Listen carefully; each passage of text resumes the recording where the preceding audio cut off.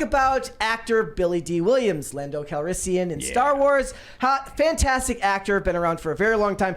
He was on Bill Maher, and they got to talking about the concept of blackface in acting. This came up, I think, because in one way they were discussing the movie Maestro with Bradley Cooper, where Bradley Cooper has to wear the prosthetic nose, which people then labeled as Jew face. I kid you not. That's what they were calling it. Their words, not yours. And they get into talking about this here, and I wanted to play this clip for everyone because given the subject matter, which is always very divisive, anything racial politic, anything especially with a concept like blackface is kind of puts people on edge. And I want you to just pay attention to his tone while they have this discussion. It's very, very interesting. So here we go.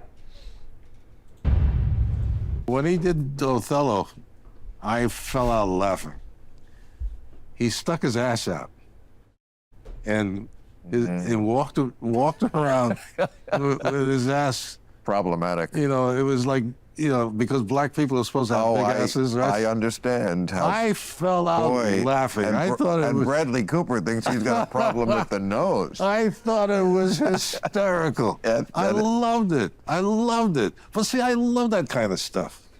Yes. Big asses? Who doesn't? No. No, I know. Yeah. I agree. Okay. But here's the thing. Today, I mean, they would never let you do that. Why? Blackface? Why not? Because you should do it. That's your point of view. If you're an actor, you should do anything you want to do. That's a great point of view, but the theater would be bombed. I mean, Muni and I used to talk about this all the time. Muni was the one who was the first person that I worked with in those years who said to me, as an actor, you should be able to do whatever you think you can do, you should be able to do it. But again, not to bring up your sore point, but you actually lived in a period where you couldn't do that. Where you couldn't play the part you should have played. But it didn't matter. The point is... And that's a great attitude, but it still did happen. Of course it happened. It's a white guy lecturing a black guy on racism. But the fact is that you discuss it. Anybody can talk about it means that it wasn't happening. But I mean, and Paul Muni comes from an era... You don't go through life feeling like I'm a victim. Correct. I couldn't agree with that more. I'm just... I mean, I refuse to go through life saying to the world, I'm pissed off. I'm not going to be pissed off 24 hours a day. And you shouldn't. And you shouldn't, he says. Like, what Bill is actually saying is, you know, you should moderate whatever your art is because it might offend someone, and we're going to allow whoever is the most easily offended to dictate what the level is that we're allowed to do. Mm-hmm. So because the person that's the loudest and it gets the most upset is the person that gets the response. Correct. There's all sorts of incentives beyond racial sensitivity for people to go ahead and make a stink about someone that might possibly have done something that was insensitive to, in a racial context. There's all sorts of incentive that have nothing to do with racism. It's all about, you know, social credit and virtue signaling and on and on. So what Billy D. Williams is saying is right, and what Bill Maher is saying is, you know, hey, you know, like we should allow the least stable people to dictate what is and is not acceptable. How much of this is the fact that they're broadcasting, I wonder? Because I think if they were talking amongst themselves, he wouldn't have given him the old progressive lecture. Well, actually, you were wasting the time, or you couldn't have done this. That's what it comes off as. It comes off as him like lecturing him, despite the fact that he's trying to say, "I agree with you," but do you think it comes off as lecturing, or do you think that he comes off as him saying, "Look, I understand that I have to do this caveat, or else people are going to attack me." That's what I mean. Because that's what the whole thing is like. Billy is saying this, and if I don't respond and say the correct, if I don't give the correct response, then people are going to attack me. If I just said, "You know what, Billy, you're right. It's hilarious," blah blah blah, and then he grabbed a thing of shoe polish and shoved blackface on his face, that might be hilarious, but it would also get him crucified. Actually, that would be wicked hilarious if that's how it went down. He's just like, oh, blah, blah, blah, just put on face paint, did the rest of the show in blackface. That would be hilarious. He was ready. Finally. He brings in Robert Downey Jr. from Tropic Thunder. who walks on. That would be great. Yes, that would be the actual funny theatrical comedians should do. That would be what would it would make the light of the whole situation. It would be but you can't do that now. Yeah. So the first thing that I thought of when I watched that was just how carefree Billy D. Williams' tone was, how light he was talking about this subject matter, and Bill Maher, while high, couldn't manage that level of chill. He seemed on edge talking about it. And it's like that. Like, if you're looking for a tone in which to discuss these issues, you'll probably find more common ground and actually get to a better part of truth if you take the Billy D. Williams approach and you don't look at it in such a serious fashion, even if it is serious subject matter, right? Right, because he's like scared of getting canceled by proxy, right? Yeah. So I feel like that's why there's such a bubble of progressives and conservatives now, because even if you're friends with someone or around someone who is a apolitical person and they make a statement, even if it makes sense, you could get canceled for it. And I think that's what his response is that fear response of oh, I better clarify my stance before we continue this conversation. Probably without even thinking about it. Probably without even thinking about it. Like you're so trained by fear to do that. And if I had to be honest, if I want to live if these people are living in separate worlds, I want to live in the Billy D. Williams world where you can have this discussion, not about what he's talking about doing, but about the tone in which you have that discussion. I want to live in the world where you can have that discussion more freely and not worry so innately about how you're going to be perceived when talking about it.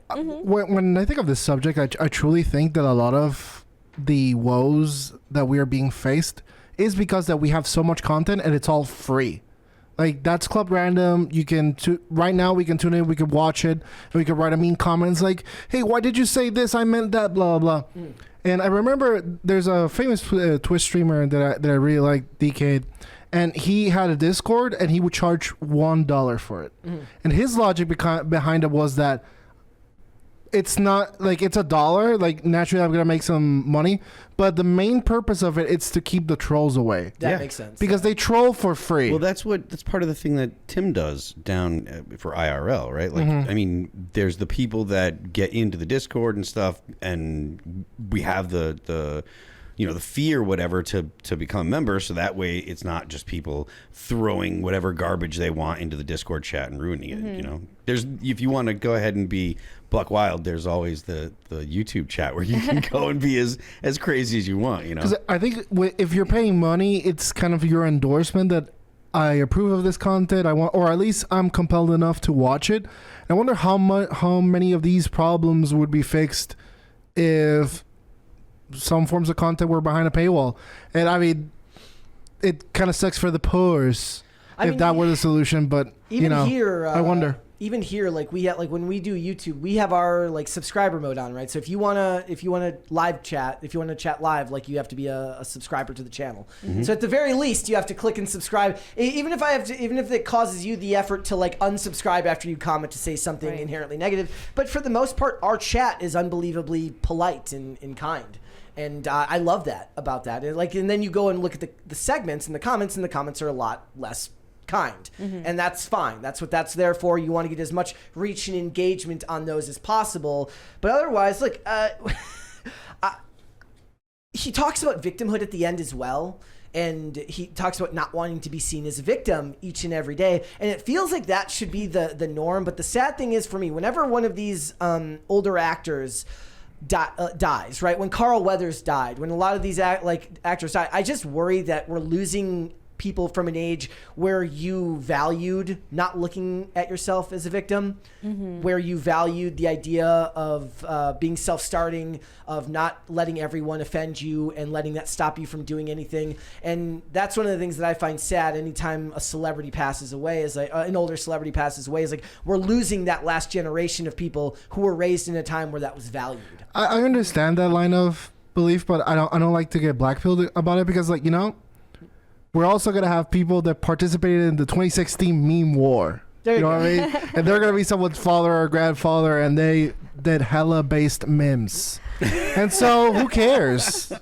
Yeah. There will always be someone standing against ridiculousness. We're going to need Robert Downey Jr. They've talked about it. So Ben Stiller's talked about it. He's not embarrassed by Tropic Thunder. He says Nice. he wants to make another. He'd love to make another one. And Robert Downey Jr. said he'd do another one. They need to just do it again. They need to Dude, just that movie do it was so again. good. And make Tropic Thunder 2 Electric Boogaloo. What they really should do, and they should try to be offensive, like more offensive. Yeah. Like really, again, and when you Make a think sequel where- Simple Jack and Oh, that was exactly what I was thinking, like dude. Simple Jack is already really offensive and hilarious, and then like with Robert Downey Jr.'s character, it's clearly the movie that Hollywood needs to make, and they need to go all out, like Blazing Saddles all out, like totally throw caution to the wind, offend every single progressive that you could possibly offend, and it will be a classic. It'll go down in history as a big deal. It'll be funny. It'd be great. Do people say that's the last good comedy? Blazing Saddles? No, Tropic Thunder. Tropic Thunder. Yeah, and there's an argument to be made about that, because I can't think of any movie that I've seen since that like was really funny like that. Dude, you I'm know? dying for one. I'm dying for one. What year was Tropic Thunder? It's like 2008. 2013. Long time ago. 2008. Somebody fact check me on that. I don't know what I'm gonna. Imagine. I'll double check right now. You're probably right. No, I could be wrong. I could. Oh, be you wrong. often are, so That's not true. double check. That's not true. 2008. Yeah, you're right. So Jeez. 2008. Yeah. I mean, I agreed it's- with Yes, you. yeah. And it's yeah, I can't think of any. I mean, I don't know off the top of my head any movies that have come out since that were that level of. Some people say Bridesmaids, but it's they- nowhere so near they get, that. I haven't even so they seen get Robert Downey Jr. back and they make a spin-off, like the Kirk Lazarus movie about his character, and then they just make the sequel just Yes. about him. They could do that. They could absolutely. They could do make that. the Simple Jack movie. That would be so awesome. That's what they in Robert Downey Jr. He gets the pass. He's allowed. Bring back Tom Cruise. Yes, that's the other thing. You can Tom Cruise. in that. So good in that movie. So good. All right. He commits. Look, I look at this and I just see like what the world could be if people just took the more calm approach to these types of discussions. Because I just saw something really inherently strange about Bill Maher looking that like on edge while smoking weed. Right? Like he's like it's like he's actually smoking the weed to calm himself down to make sure, because he knows what he's saying. He's entering into offensive territory and risks sound bites coming out and all this stuff. And it makes me sad that we don't live in the world, because Billy D. Williams is just such a legend.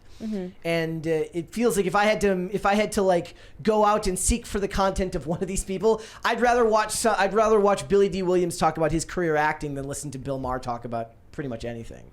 Agreed. I mean, I lost respect for him. Like, seeing how afraid he got by a very harmless comment is just kind of like, dude. Like in this? Like Bill but Maher. yeah. In general, I've just lost all respect for him. Thanks for watching. Listen to full episodes of Pop Culture Crisis on Spotify. Keep up with us on social media and make sure you subscribe and ring that bell so you never miss the show. Bye, guys.